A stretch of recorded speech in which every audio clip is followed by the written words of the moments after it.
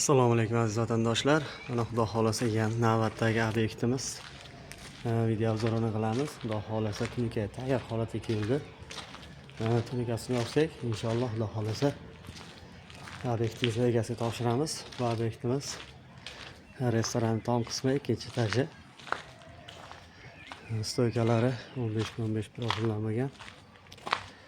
Holati mana bu tomonga qo'shilib ketgan, bu tomonni yog'ochdan qilgan, bu tomonga kattaroq ob'yom bo'lganligi uchun temir mahsulotidan qilindi. Materiallarimiz konteyner profili, ko'rib turganlaringizdek, oldi tarafi konvert holatda. Mana kimda shunaqa katta ob'yomlar bo'ladigan bo'lsa, xudo xolasa bemalol aloqaga chiqarasizlar. Video jarayonida nomerlarimizni qoldiramiz. Ko'rib turganlaringizdek, juda chiroyli holatda.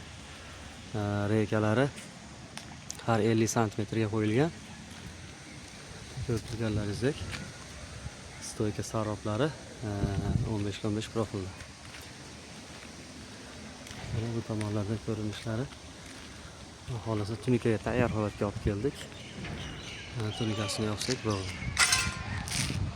Mana ko'rib turibsizlar. Shu nari tomonda tom qismi yog'ochdan qilingan ekan.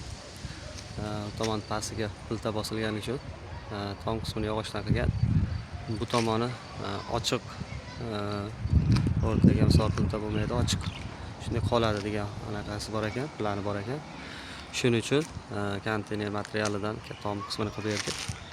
Keyin mana shunaqa ob'yomlar bo'ladigan bo'lsa, katta kichik ob'yomlar bo'ladigan bo'lsa, aloqaga chiqarasizlar. Xudo xolasa hisoblab beramiz. Qo'ldan kelgancha iloji boricha vaqtiga qarab.